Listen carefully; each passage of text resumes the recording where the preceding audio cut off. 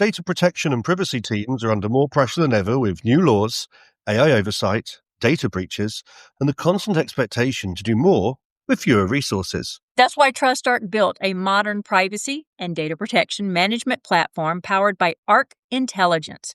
It unifies your tools, automates the work that slows you down, and surfaces what matters most right when you need it. From guided quick actions to our intelligent assistant, Ask Arc, you get credible, contextual answers backed by expert research, not generic AI guesses. Finally, privacy that works the way privacy pros work. Learn how TrustArc helps teams move faster with confidence at trustarc.com/serious-privacy. That's trustarc.com/serious-privacy.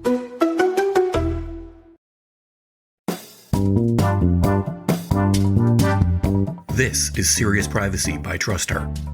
Here are your hosts, Paul Breitbart and Kay Royal. We are getting closer to the end of the year, and I am getting closer to the end of my 4th decade. When this episode launches, it will be the eve of my 40th birthday, which I am told you should dread. We'll see how it will turn out. In terms of privacy, for many people, this is the week of the IAPP Data Protection Congress in Brussels, which this year is more than sold out. Kay and I have not been able to secure a speaking slot or a ticket, so no updates from Brussels. We'll just have to make do with some serious FOMO and following the events via tweets, or should we say toots now, where the world seems to be moving to Mastodon. In any case, this week we are catching up on a range of topics, including passkeys, a severe warning from the Dutch EPA on new government cloud strategies, the expected modernization of the Argentinian data protection law, and more. My name is Paul Breitbart. And I'm Kay Royal, and welcome to Serious Privacy. So, Paul, it looks like you had a fabulous time last week, the week before, kind of here in the U.S. and the D.C. I kind of had the whole FOMO. Okay, here's the thing. First time anyone ever used FOMO on me, I had to look up what it means. And I think you and I talked about that. What is FOMO? Okay. Fear of missing out, for those who don't remember.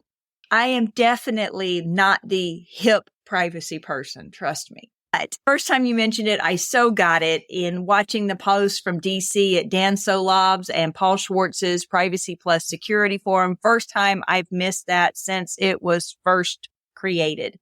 Really, first time Maggie and Ashley and Debbie and I have not presented either. So it's kind of like COVID really changed the dynamic of a lot of relationships. It's weird. But did you have fun? I know you got us some interviews and everything, that the podcast went live, but tell me about your experience traveling. Did you enjoy it? What'd you pick up from it?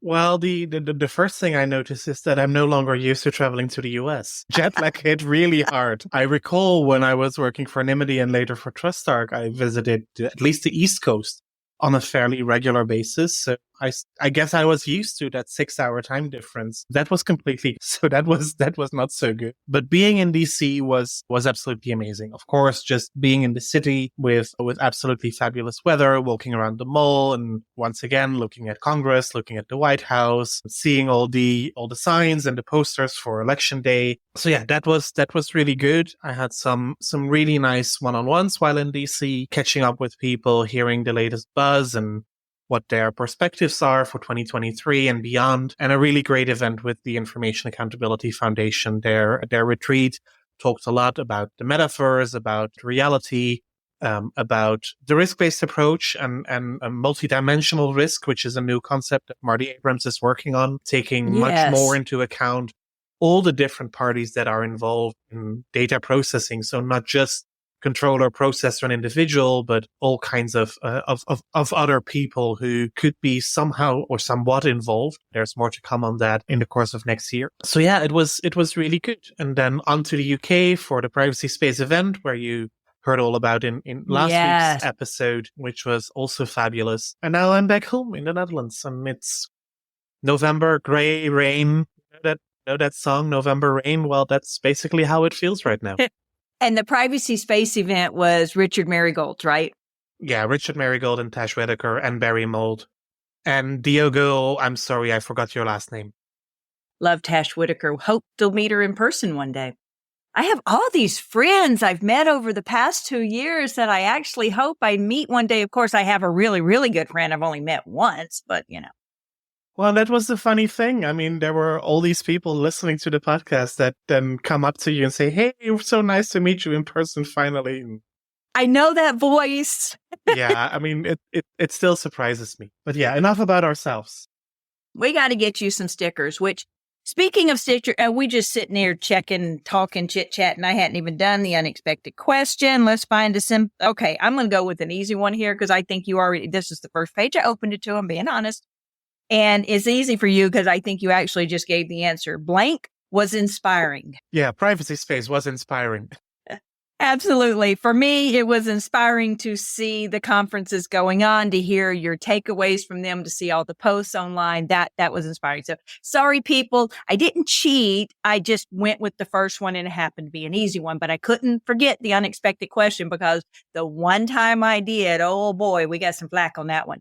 Okay. So where was I? Oh, yes. We need to get you some stickers so you can carry them around too. And I thought of those because from the privacy space, there was a slide shown that's made its way around social media with the privacy or the DPOs being superheroes.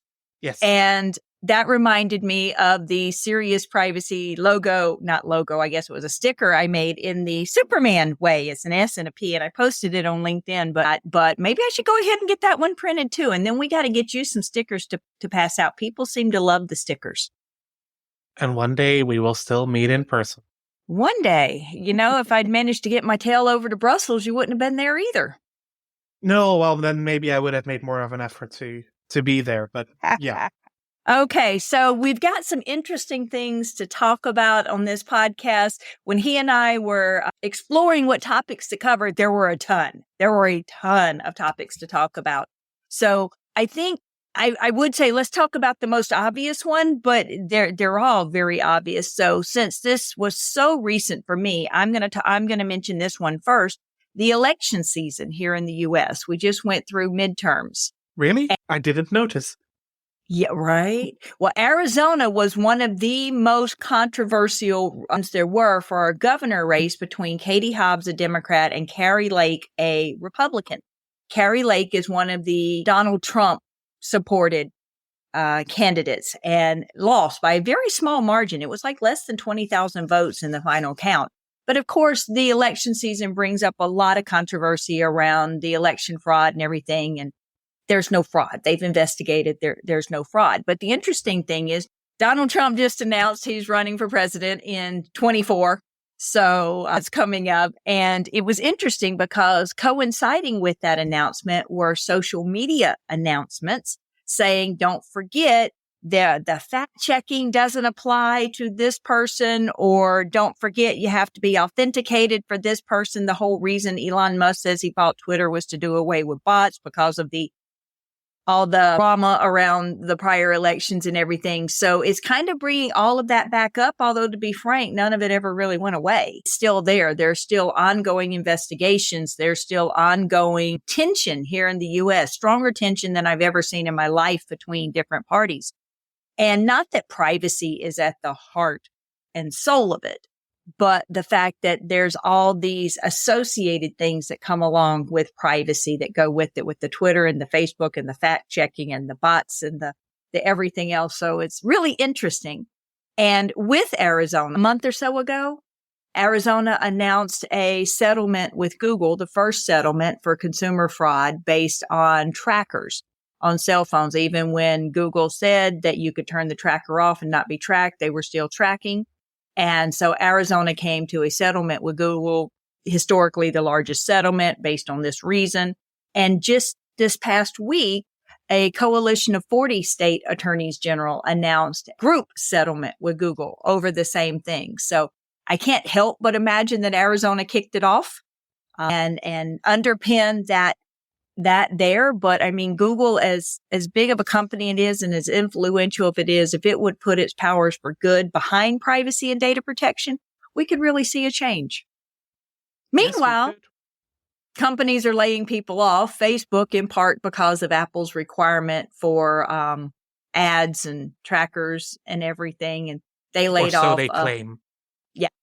They laid off 11,000. And I get it. Zuckerberg made an announcement that part of it was because through not going into COVID, but coming out of COVID, companies had to make their strategic business plans. Many companies anticipated that the e-commerce would continue the way it was because it was online.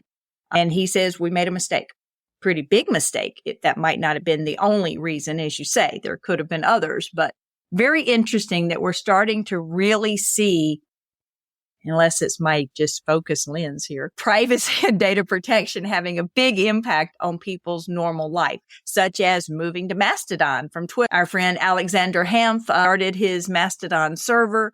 I applied for it. It was accepted. I don't know what to do to go in and get it activated and everything. He put out good instructions. I just haven't taken the time to stop. But he made a post the other day on LinkedIn that it reminds him of the early days of the internet, of going into chat rooms or discussion boards when there were no ads and immediate and this and that and the other. When people were still friendly and just having an honest conversation instead of fighting with each other continuously. No horrible trolls. I'm sure there are trolls, but no horrible trolls. Kind of like, I guess, Reddit. My husband is a big Reddit fan, which Reddit is looking for a privacy officer. If anyone out there is looking, that one my husband sent to me and said, hey, look at this. And I'm like, no, that's a minefield, I would say. But yeah, big tech layoffs are at the order of the day. Of course, we saw Twitter, we saw Facebook or Meta. We saw many more. That means that there is a lot of good people on the market who are looking for jobs, including from the privacy and security family. So if you are looking, this might be the time also to be hiring some really good people. And certainly if you are willing to pay them well. Yeah, absolutely. Keep your options open. There's a lot of good people out there looking and coming out of COVID, just in the overarching workforce aspect. Don't shut someone out just because they've been out of a job for 6 months or a year or even 2 years. This has been a very, very weird and trying time. So be open. So if you have any of those automated decision making in your hiring pages that you don't look at someone if they don't have a current job or they haven't been employed in the past 6 months, you might want to think about removing that one. I don't actually know of anyone that has that automated on it, but there's potential it could be. Yeah. Okay, one of the things you wanted to discuss this week was passkeys. Yes. So, okay, y'all know I'm not the actual hands-on big technical person here, but I noticed lately a lot of passkeys. And then I saw a wonderful article earlier this week about passkeys replacing passwords and how passkeys actually work. And I thought our audience might actually enjoy some information on what are passkeys versus passwords. Sure. And it is something that is actively supported by big tech. So Google and Apple are all supporting it. Apple has actually just released it as part of their latest OS versions so that you can actually replace passwords. You don't have to do away with passwords if you don't want to, but if you want, you can replace some of your passwords and then indeed say, okay, I don't want to use the password anymore, but if I want to log on to a website, I just want to use Face ID or Touch ID either on your laptop itself or on your mobile phone so that you have a much stronger authentication. So it is automatically a two-factor authentication because it is also something that you need to have and something that you are. Right. Because it is either your fingerprint or your face or a specific code that you do recall to unlock your phone. That would still also be a possibility, but you don't need to remember those very lengthy, complex passwords with 10 digits and special characters and capitals and small letters and whatever you want. Yeah, and specifically, it was rolled out at a conference by Apple, and as Paul said, most of these big tech companies are using it. The article I'm reading from, that I'm pulling from right now from September, says that Google and Microsoft hadn't rolled them out at this time, but I think I've seen that at least one of them has since then. But it's a pair of keys. So you've heard us talking about encryption, or you know about encryption, where there should be a public key and a private key. That's what Paul's talking about. There is one key that is known to the site or the activity that you're trying to log into. And then there is one key that is only to you. You're the only one that can. So it's interesting. We'll post this article for you. This one that I'm looking at is from TechCrunch. Love TechCrunch, but it talks about multi-device. They call it FIDO. What does FIDO stand? Yeah, it's Yeah, the but FIDO Alliance. They are okay, behind it's okay. this whole passkey initiative, or actually about a passwordless world initiative, because you could also still use one of those security keys that Yeah. were also giveaways at conferences. I know Google gave them away for a while, that you can plug into your laptop, and then you need your fingerprint on that passkey to unlock your laptop. And as soon as you take that security key out, then immediately also your laptop would be locked. And also there are security keys that work by constantly rotating a code on it that is also synced to something or something you see visibly. That works as well. So FIDO is one of these things that Paul and I have been talking about, global standard. It was rolled out by the FIDO Alliance. If it's adopted by a company, it is a global standard, which is something that I strongly believe needs to be in place. So I think that's really interesting. I like the idea of the passkeys, of course. I think I've mentioned before, the OutSchool that I work for now shipped me a Mac AirBook Pro, something Mac Pro. I don't know. It's a Mac. So for the first time, I had to use a Mac. And then recently, and I don't know if I shared this with Paul, I bought an iPhone.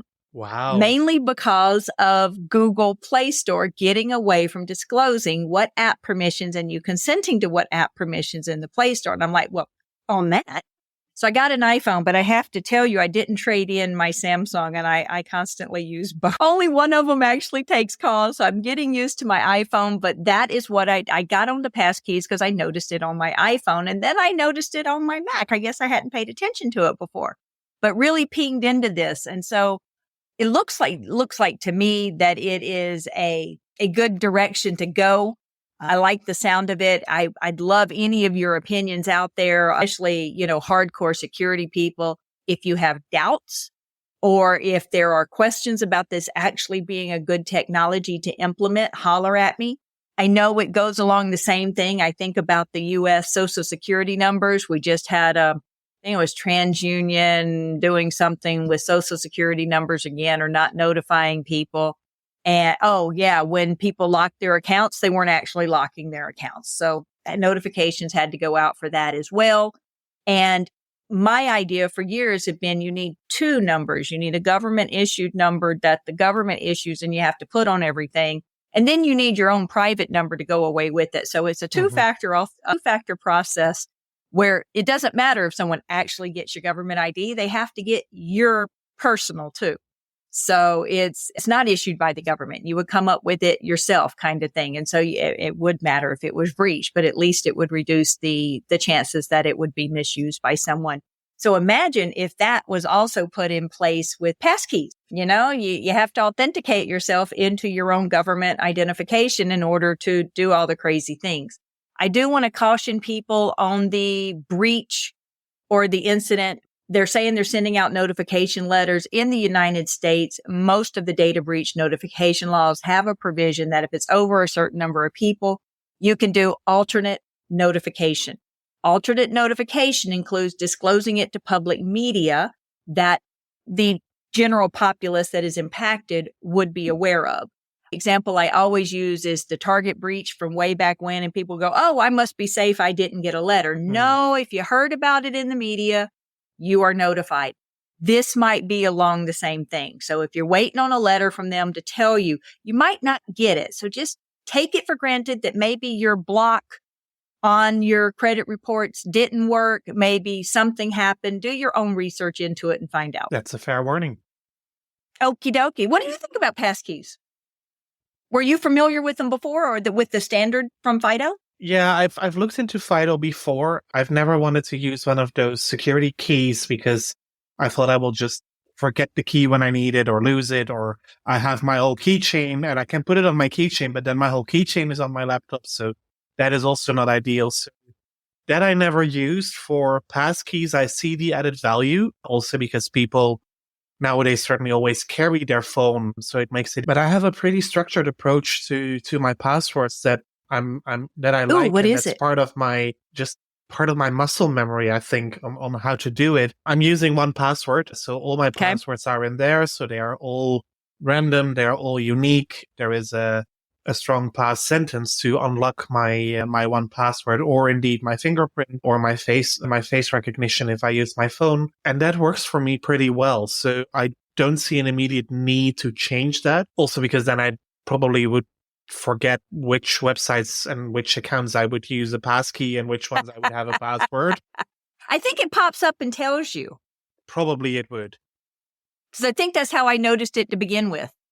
Yeah, I am very much in favor of the two-factor authentication. And that's also something that's luckily built into one password. In any case, if it wasn't clear yet, people stop using the same password for everything if you haven't done that already. Yeah, Paul and I are big advocates of multi-factor authentication. Yes, we know when you're trying to sign into something and it sends a code to your cell phone and you have to go look at your phone, fine. But you're better protected from someone else using your account. Be aware, we've mentioned it before, of the frauds where people will call you pretending to be your bank or your credit card and say, okay, we're going to send you a code now. Let us know what the code is. And that is why you should, if you can, avoid the SMS verification, but use your password manager for the two-factor authentication, which does the same. It also gives you the 6-digit code, but nobody will ever call you because that changes randomly every 30 seconds. Yeah, love it. So yes, something happened on your side of the world. Yeah, there's a few things. Tell us about Slovenia's new female president. I'm excited about that. Yes. I mean, we talked about it before on the podcast and we endorsed her. Yep. Even though I didn't know her, I endorsed her. We did endorse her. Nataša Pirc-Musar, who is the former information commissioner from Slovenia and a human rights lawyer in that country, was duly elected on Sunday as the first female independent president of Slovenia. And the crowd goes wild. Absolutely. So she doesn't belong to one specific party. She was endorsed by multiple parties, including Greens and the Pirate Party, but she herself is independent, and she will take office, I believe, in the new year as the first female president of Slovenia, which is nice to see that data protection commissioners actually go places.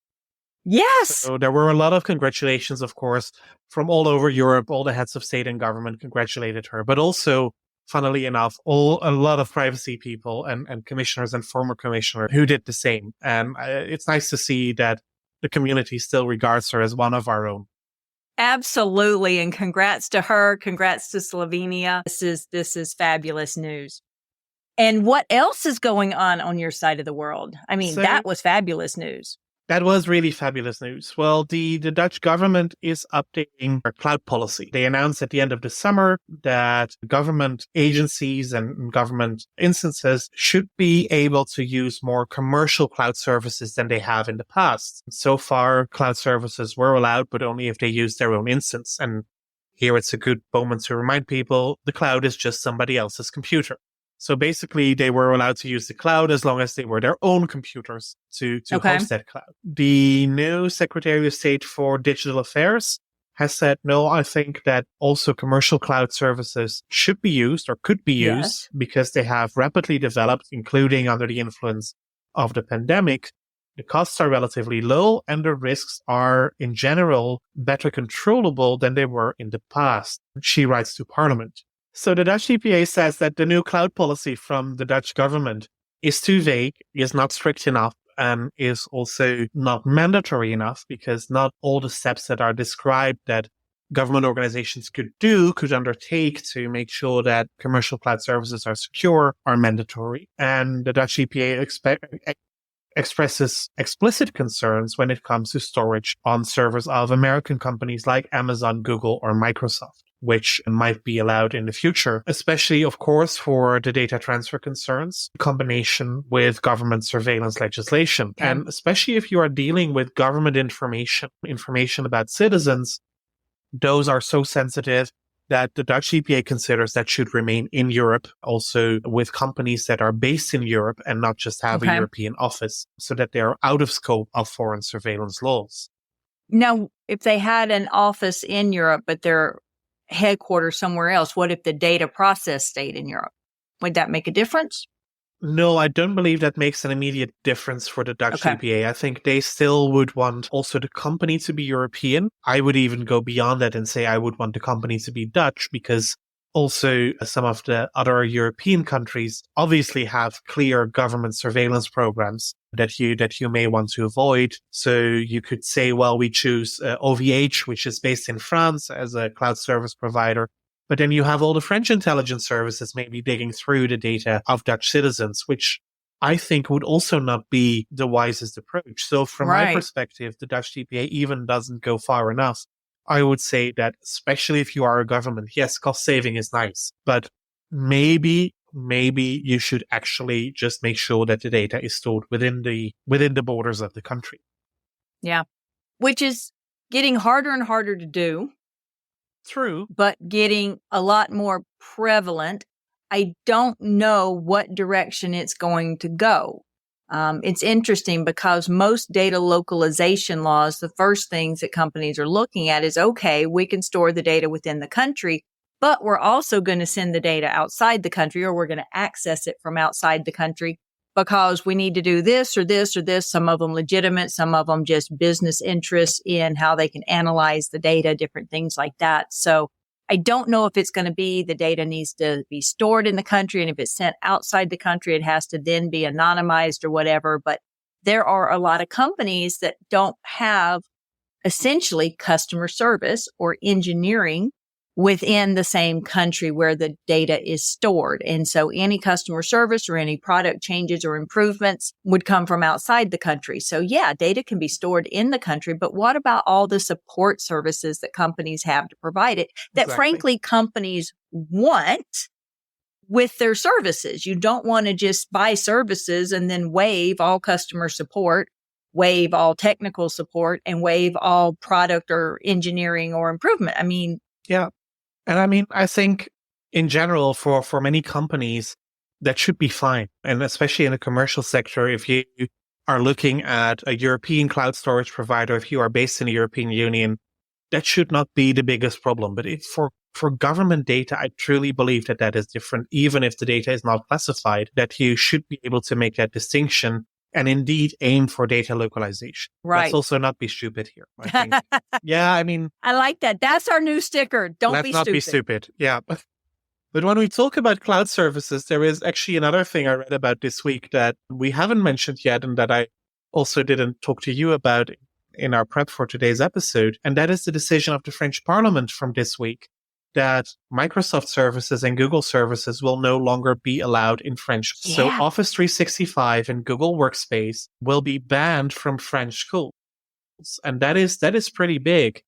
Yeah. Because that also means that all those schools will need to start looking at alternatives. And there are not so many alternatives for Office software available. Yes, there is LibreOffice, which is an open source project that could be used. But is it as user-friendly for a massive deployment in schools? I don't know. And what does the population think about this? I haven't heard yet, and I haven't been able to catch up with the French newspapers to see any debate here. It's interesting because there are similar efforts here in the U.S., not that we've banned Google or Microsoft from schools, but the FTC has been very open about its intent to crack down on services that use children's data, whether they term it education, ed tech, the schools, mass surveillance of children, regardless of what route it comes through. And it was very clear, we spoke about it previously, about being very prominent at the IAPP Global Privacy Summit back in the spring. Regulators are going to focus on children's data. French regulator was one of the ones that said they're going to focus on children's data. The Danish did it too. Also, the Danish looked into Google Workspace for schools, also said, can do.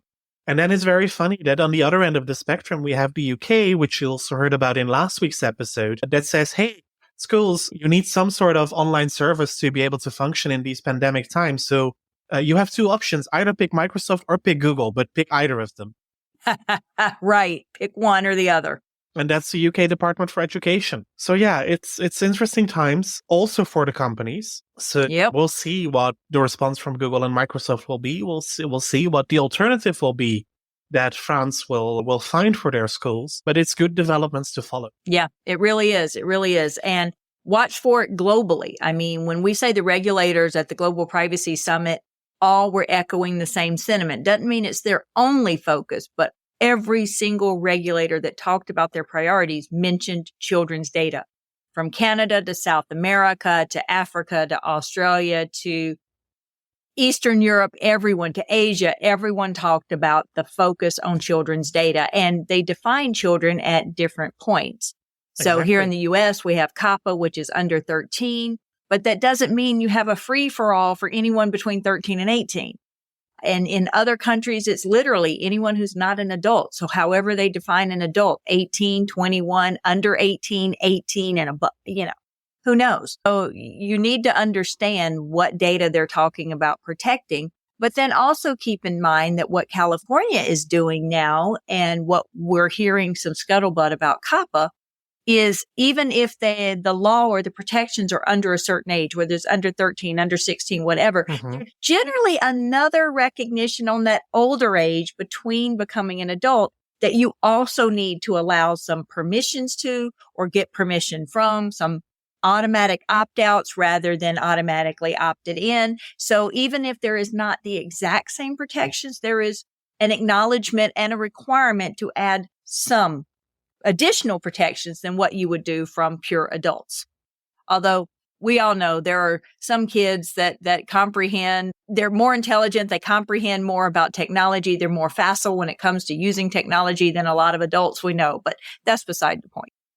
Yeah, no, that's absolutely true. So the next thing up is on the other side of the world, Argentina. Oh, yes. We spoke about Argentina briefly when Jose was on the podcast a couple of weeks ago. And they really make a move now because the new data protection bill was actually submitted to Parliament following the public consultation earlier this week. And it is a pretty extensive bill. So some provisions have indeed been amended or supplemented following the public consultation. Unfortunately, my Spanish is not good enough to go through the whole bill, and I haven't seen the TrustArc summary of the bill yet. Ooh, we need to get that. Probably in the next couple of weeks. But from what I've read about this bill before, it is very GDPR-like. So it will, for example, require organizations that do business in Argentina but don't have an establishment to appoint a representative. It will include legitimate interest as a legal basis next to consent and some other legal basis. It will, I would say almost obviously, introduce accountability as one of the core fundamentals of the legislation. It also provides special protection for children. Under the age of 13, consent by the parents or guardians is required. Data breach notifications are there. Data transfer requirements are there, including recognition of standard contractual clauses and binding corporate rules and certification mechanisms and similar things. Data protection impact assessments are there. The appointment of a DPO is there. So it reads very, very much like the GDPR. There is a 1-year transition period. Okay, I like that too. And what I also like is that the amount of fines, which is considerably higher than in the current legislation, will be revised on an annual basis. Ooh, that's something we haven't seen in a lot. I don't think I've seen it in any, have we? No, but that's probably also because many of the laws, of course, have also a percentage and then say whichever is higher. That's true, and you don't have to. So there is less of a need. But still, I think it's interesting to say, hey, yes, we can impose fines, and yes, we are going to update those on a regular basis. Good. I like that. Okay, I have one. It's slightly less newsworthy, but I think newsworthy out of the UK. I mean, it's the UK and the US. They announced the first phase of the privacy enhancing technologies, the PETs. So that is coming out. They're moving into the next phase. They are 12 teams. They're taking applications now to join the red teams who will test the privacy protections of the proposed solution. 12 were selected from 76 entries. They actually go from academic to global tech to privacy startups. They're really cool. The second phase has already kicked off. We'll include the link for the red teams in it. If you want to apply, it may be closed. Hold on a second. I'll just check if it's still open. Let's see when it closes. Make your contribution, blah, blah, blah. Go. Yeah. There we go. So applications close at 11:59 p.m. UTC on November 23rd. Release date update. I just checked. The applications were extended to December 2nd. That's kind of cool to start seeing competition. I know they have competitions for technology, but specifically focusing on PETs, I think is cool. We can no longer brag about job security. Job security was passed years ago. We are all exhausted now and overworked. We need technology to take some burden off. Absolutely. And then before we wrap up, I want to give a few shout outs, and that is to 4 amazing women who this week won the 2022 Women at Privacy Awards. This was the inaugural edition on the eve of IAPP Brussels, together with the Future of Privacy Forum. The rising star in privacy and data protection is Isabel Hahn, who we had on the podcast last year as one of the paper writers for the Scholar of the Year Award. Congrats, Isabel. The best contribution to the community comes from Silvia Martinelli, who is a strategic research manager at Data Valley and also a postdoc research fellow at a number of universities. The most innovative project comes from Marie Potel-Saville from Law Rocks and her team. And the privacy icon for 2022 is Sophie Innetveld, MEP, who we've also had on the podcast before. Yes. So I think invitations are due for the 2 other women to join us soon for a conversation. Congrats to them. It is fabulous. Congrats to them. And on that note, it's nice to have one's work and contributions recognized. Absolutely. Which makes me ask, when is your article coming out for the PO? It's out now. Well, just 10 minutes ago. Wonderful. Okay. So make sure y'all catch the announcement of Paul being one of the top DPOs to watch. I actually think he is one of the top DPOs to watch. So make sure you catch the list. There are some really, really good people on the list. Any of you are familiar with most of them. Including Paul a and I certain are. K. Royal. Yeah, well, I was bragging more on you. So, but yes, make sure you do it. We love that we had Gal Ringel from Say Mine on the show. Paul and I both went in as skeptics and came away as potential, probably fans. Yes, I think that's a fair statement. So on that note, we'll wrap up another episode of Serious Privacy. Thank you for listening. Join the conversation on LinkedIn. Find us under Serious Privacy, or find us on Twitter at Podcast Privacy. You'll find Kay as Heart of Privacy and myself as Europol B. If you want to reach out via email, it's seriousprivacy@trustarc.com. Until next week, goodbye. Bye, y'all. That was Serious Privacy.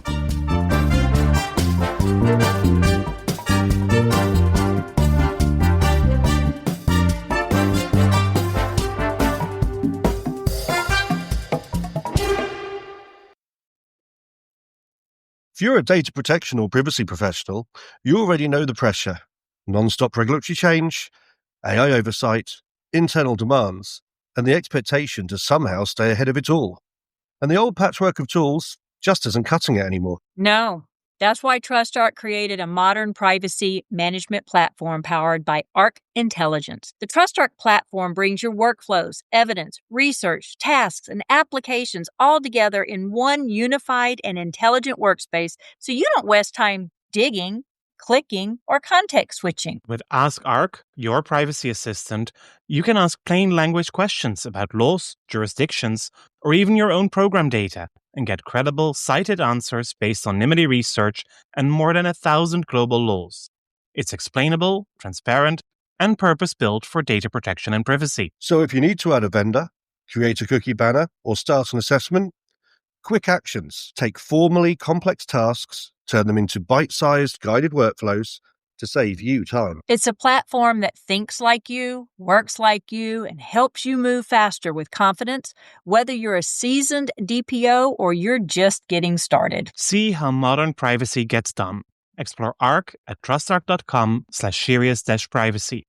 That's trustarc.com/serious-privacy.